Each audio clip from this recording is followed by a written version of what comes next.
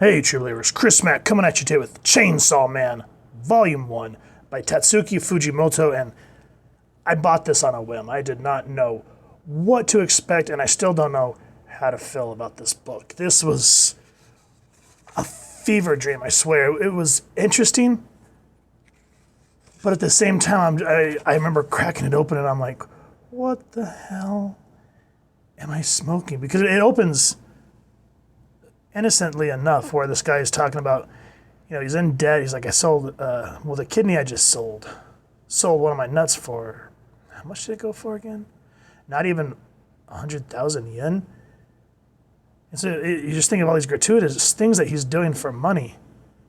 And then you hear him talking to this thing. He's like, let's go kill some stuff. Ready, Pachita? Woof! And you're like, what the fuck am I looking at?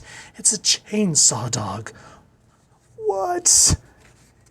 And so you come to find out he lives in this world where these devil demons rule the earth. And so he's running as what's called an independent devil hunter to pay off his debt, which you don't really get a whole lot here in the beginning on what his debt is. We'll talk about that more in a second. But the visuals, I mean, look at this.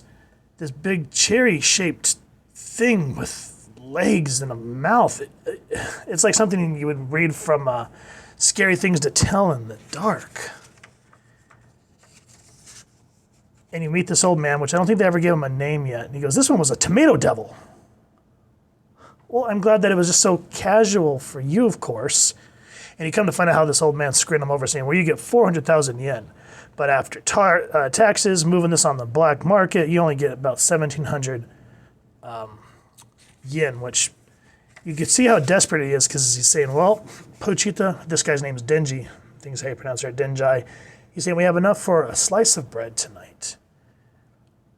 And spoilers, if you don't want spoilers, because I'm going to kind of go over a little bit. This old man, you find out, is part of the Yakuza. And you find out that this kid, Denji, is essentially paying off his father's debt who passed away. And so he has no money. As you can see, he's sold body parts to try to keep paying this off. And he's like, I'm going to pay this off the rest of my life. And he's essentially living in a shack. So you can sense his desperation right off the bat. He goes, well, normal's just a pipe dream for us anyway. Feels like I'll be paying this debt off the rest of until the day I die. Apparently it's normal to eat your sliced bread with jam on it. He's like, I heard something recently. Anyway, you can just see that you go into the past as he starts to drift off talking about these things. And you come to find out how he first met Pochita. He's like, oh my God, it's a devil. And it's just too adorable to be terrified of. But the dog rolls over and shows that it's hurt. And so one thing you learn about these devils is if they bite humans, they can regenerate.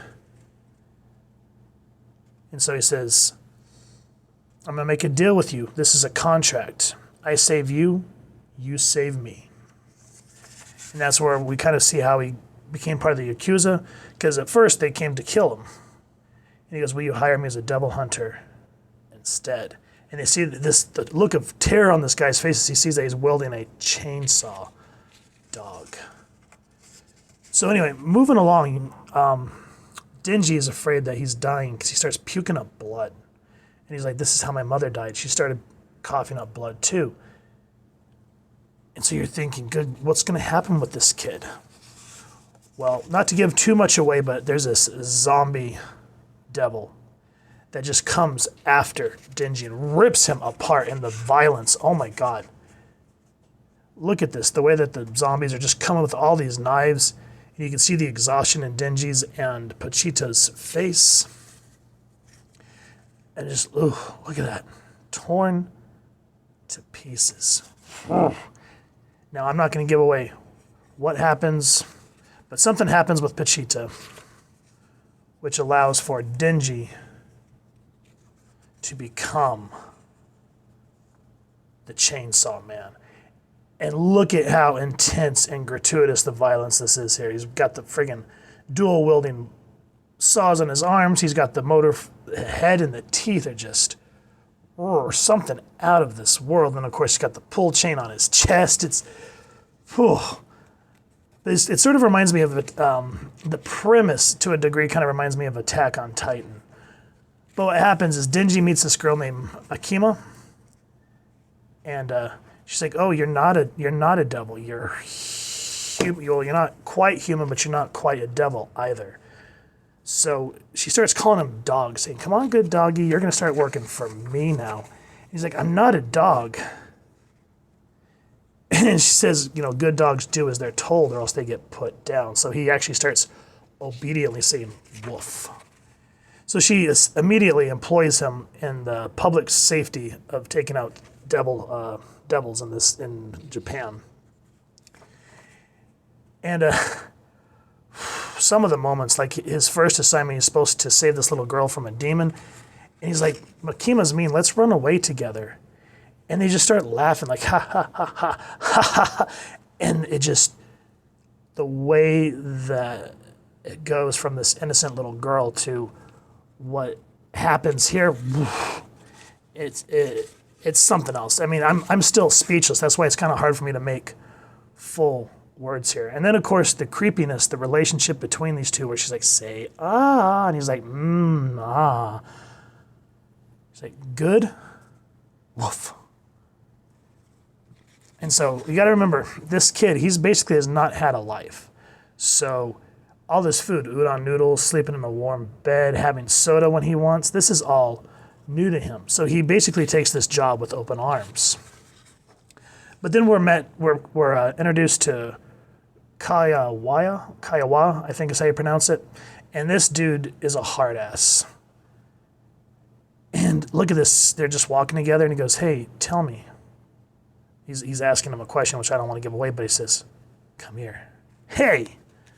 He turns around, and well, bam! And of course, the great artwork, the action lines, as he just gives Denji a good smack across the face, kick to the gut.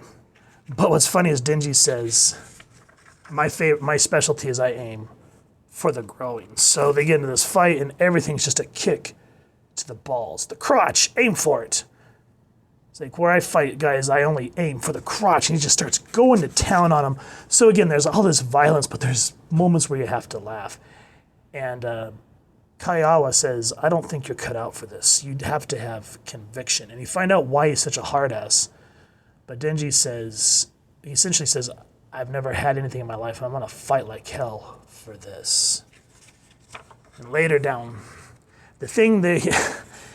Denji says the one thing he's missing in his life is the quest to touch a boob. So that's what a lot of the book comes to, and you're just like, what the fuck? What is going on? Like he goes, "I just want to touch some boobs." Like they have to put down a devil, and he's like, "The only reason I didn't kill you so sloppily is because I wanted to keep these dirty magazines." Koala. All right. And then you're introduced to Power, who essentially, I guess, was a demon, and now she's a fiend. She goes, "Hurry, human. Let's kill something. I thirst for blood." He's like, "I can forgive some craziness as long as she's pretty. The issue is, how am I going to touch those boobs?" You're thinking, my God, man, get off of it. But you got to remember, all these people, they're young brats in this book. And her ability is she can take, essentially like a Dead Man's Wonderland, where she can use her blood to make constructs. And the way she just smashes this demon is freaking brutal. And she sort of reminds me of a Klingon. She goes, "I did it. The glory is mine." And I could just see war for somebody standing in that place of that. That's just flipping hilarious. But you learn more about Power, and that she's kind of a little sneaky. And it sort of accumulates to some really bad shit towards the end of the book with the demon bat. And the way, look at just the way this bat squeezes Denji for his blood. My God, he's just like, and he's just, So yeah, I don't want to give any more away, guys. I just wanted to touch on the points of this book. Viz Media puts out some really interesting ones. My favorite one by far still is Black Lagoon, but I saw this when I was grocery shopping, and I went, you know what? I've heard of people talk about Chainsaw Man, so let's give it a shot. And I wasn't disappointed, but at the same time, I'm still kind of like, what did I just read? So if you all have enjoyed what you've seen, please first and foremost support your local comic shop and grab a copy of Chainsaw Man. And the artist inside even says, I love chainsaws. So you know what you're going to be getting into here. And if you've enjoyed this review, we really would appreciate if you take a moment to like, share, and subscribe. Helps the club channel more than you could possibly know.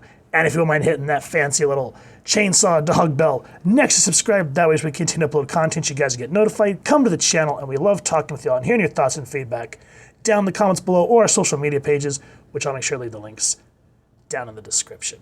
So with all that said, hope y'all continue to have an absolutely amazing day reading, and happy hunting, chainsaw readers.